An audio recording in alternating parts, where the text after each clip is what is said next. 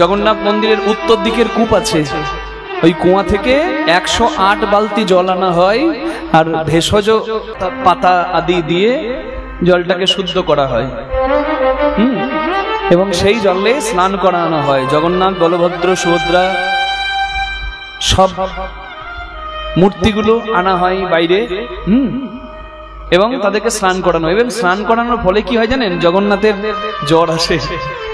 এবং জগন্নাথ ওই রতন বেদিতে, আর ওই মন্দিরে থাকে না, রতন বেদিতে জগন্নাথকে রাখা হয় প্রায় 15টা দিন। হরি বল, যাকে বলে অনসর কাল। মানে জগন্নাথ জগতের নাথ তো, কৃপা করতে করতে প্রভুরও বিশ্রামের দরকার হয়। তাই শরীর খারাপের ভান করে প্রভু আমার রতন বেদিতে পড়ে থাকে।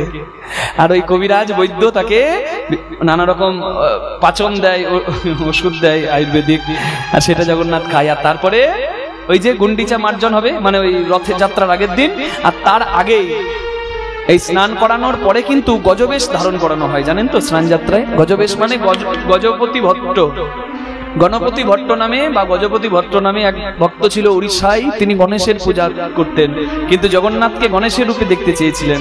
তাই তার ইচ্ছা পূরণ করতে জগন্নাথ দেব গণেশের রূপ ধরেছেন। এখানে মাহাত্ম্য এটাই যে ঈশ্বর এক, অদ্বিতীয়, ভগবানের স্বরূপ কোনোদিন আলাদা হয় না। আপনার শিব বললে শিব বলবেন, আপনি কালী ভক্ত হলে কালী বলুন, গণেশ ভক্ত হলে গণেশ বলুন, আপনি যার নাম করলে ভক্তি আসবে আপনার, তার নাম করুন। ঈশ্বর এক, অদ্বিতীয়। হরিবোল হরিবোল, জয় নিতাই।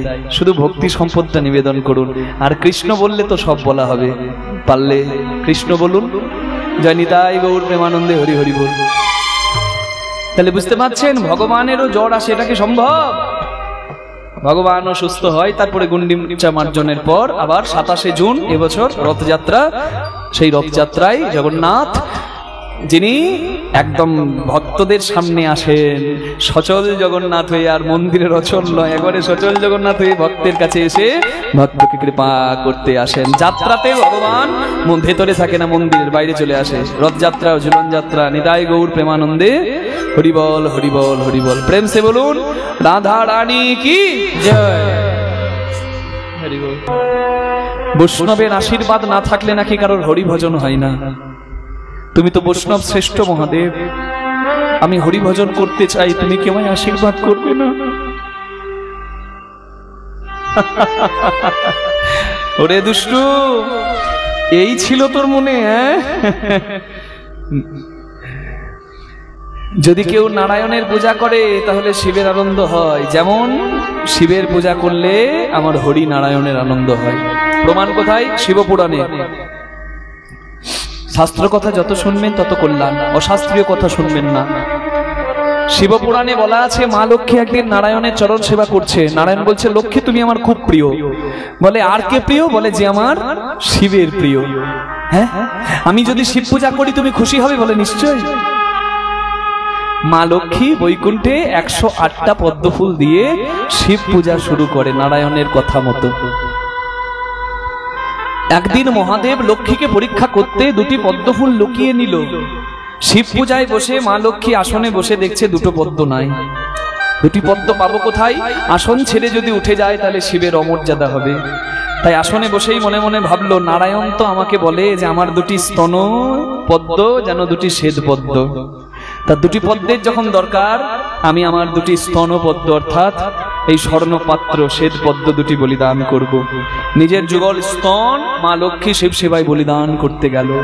মহাদেব প্রসন্ন হয়ে বললেন, দেবী তুমি ধন্য, তোমার ভক্তি ধন্য, তোমার সেবা ধন্য, তুমি নারায়ণের অতি প্রিয় হবে, আমি মহাদেব আশীর্বাদ করলাম।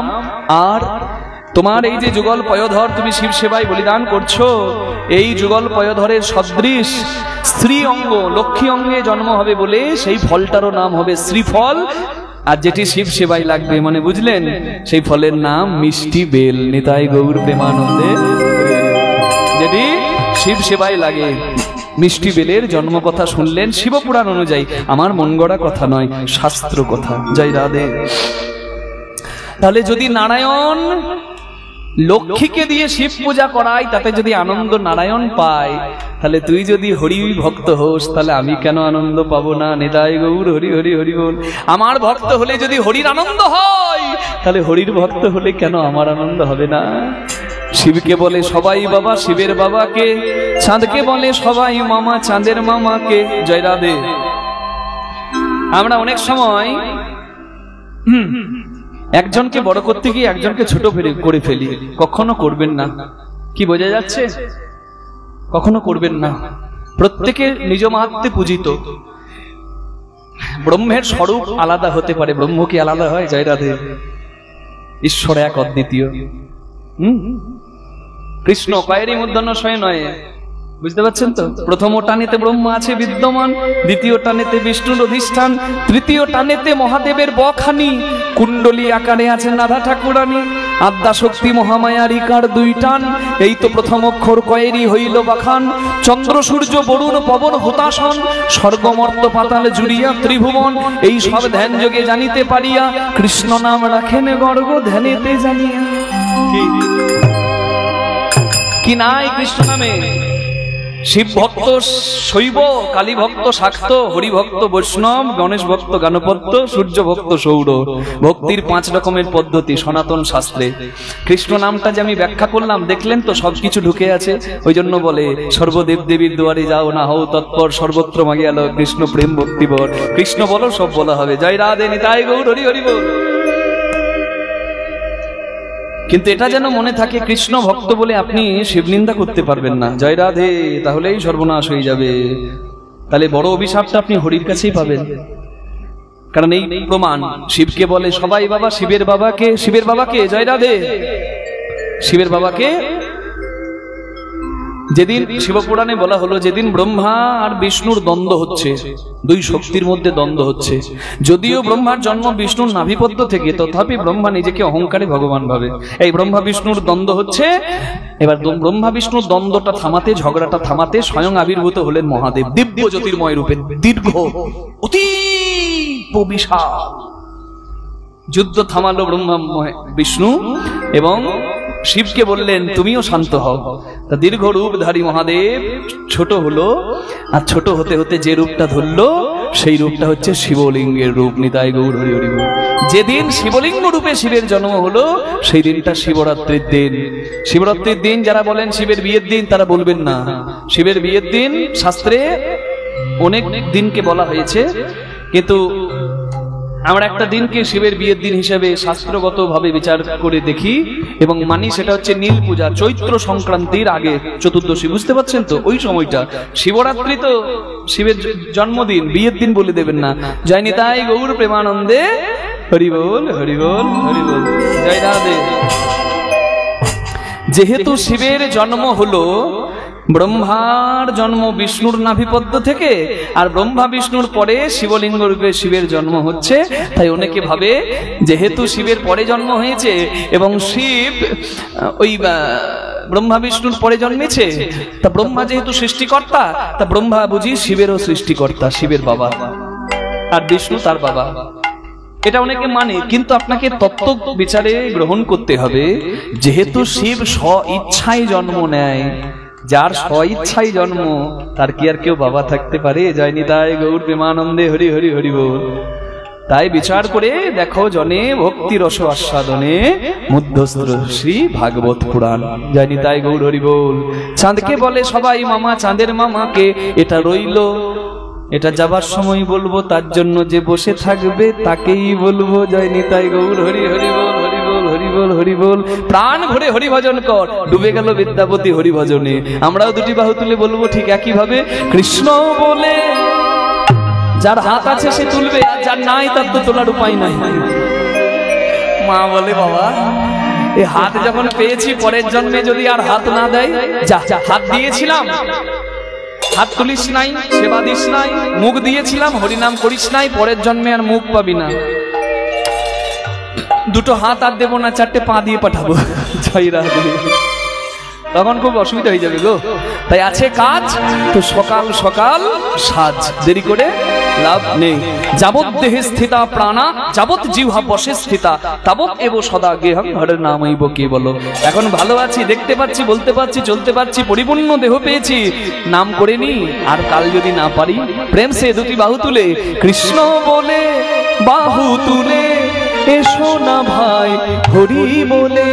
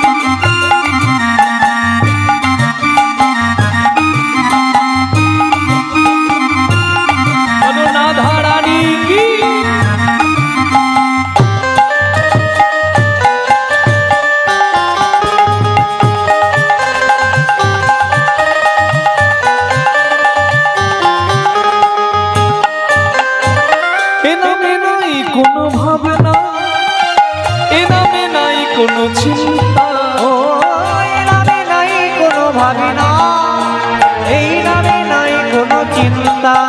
একবার বদন ভরে এই নামে গা, বদন ভরে এই নামে গা, বলো না কৃষ্ণ কৃষ্ণ না, কৃষ্ণ বলে বাহু তুলে এসো না ভাই হরি বলে। একবার কৃষ্ণ বলে বাহু তুলে এসো না ভাই হরি বলে।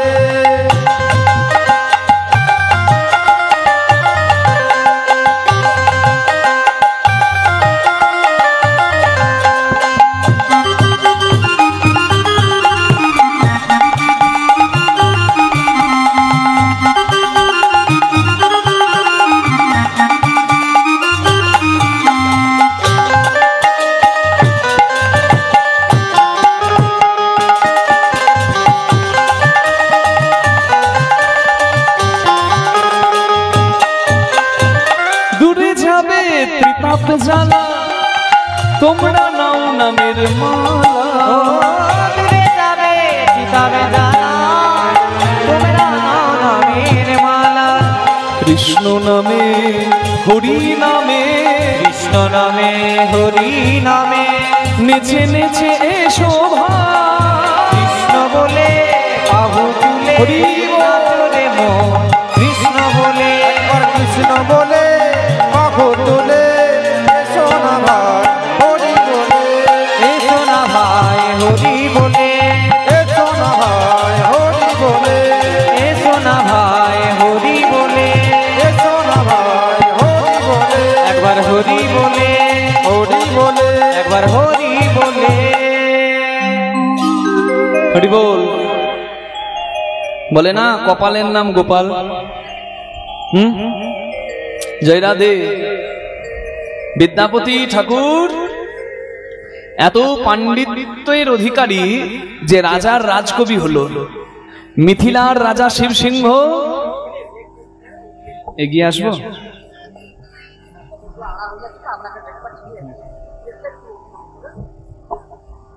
লাইট থাকবে না আবার,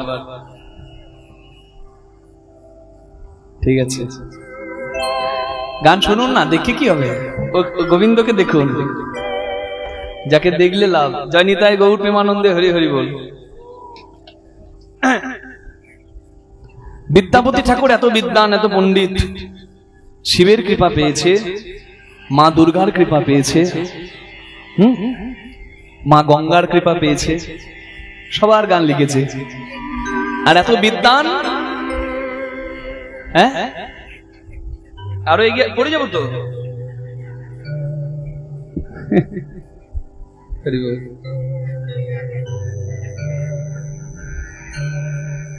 ঠিক আছে, হরি বল।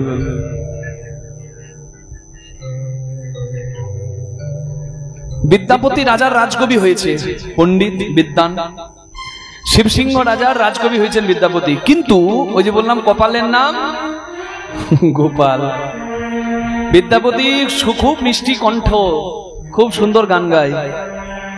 বিদ্যাপতি খুব সুন্দর দেখতেও, তাই রাজার রানী অর্থাৎ শিবসিংহ রাজার রানী লক্ষ্মীবাই বিদ্যাপতির প্রেমে পড়ে গেল। তাই রানী প্রেমে পড়েছে বাবা, একটা মার মাটিতে পড়বে যদি রাজা জানতে পারে।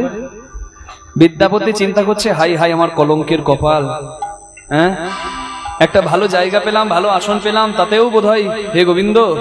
ওই জন্যই বলে যে করে তোমার হাস তুমি তার করো সর্বনাশ। ঠিক আছে, আমি ভেবেছিলাম জীবনে কোনোদিন বিয়ে করব না, সংসার করলেই তো বাধা, হরিভজনে বাধা আসবে, কিন্তু উপায় নাই, আমাকে বিবাহ করতে হবে। কেন? আমি আজকে অবিবাহিত বলেই হয়তো রানীমা আমাকে পছন্দ করছে, আমি যদি সংসার করি আর নিশ্চয় রানীমা আমাকে পছন্দ করবে না, রাজার কলঙ্ক হবে না, আমার কলঙ্ক হবে না। হরি বল। তাই বিদ্যাপতি তাড়াহুড়ো করে বিবাহ করে নিল, আর তাড়াহুড়োতে কোনো কাজ ভালো হয়? জয় না দে, কি গো মা, হয় কি? বিদ্যাপতি বিয়ে করেছে একটা নারী, সে নারী নয় আনারি। কিন্তু আমার মনে হয় না ভজন পথে যত বাধা আসে না তত সুন্দর হয় ভজন। জয় রাধে। সবাই সব পায় না, সবাই সব পায় কি জীবনে? তাই জীবনে কোনো আক্ষেপ রাখবেন না। জয় রাধে। মারকুটে গরুকে শিং দেয় না গোবিন্দ, শিং দিলে তো গুতিয়ে বেড়াবে সবাইকে, যে শান্ত তাকে শিং দেবে। হরি বল। ওই জন্য বলা হয় যে সবাই সবকিছু পাই না, আমার ভাগ্যে যতটুকু আছে তার বাইরে পাবো না, আর আমার ভাগ্যে যা নাই তা চাইলেও পাবো না, আর যার আমার ভাগ্যে আছে তা কেউ কেড়ে নিতে পারবে না। ললাটে লিখিতং যস্তু ষষ্ঠী জাগর বাসরে ন হরি শঙ্কর ব্রহ্মা চান্নথা কর্তু মর্হসি।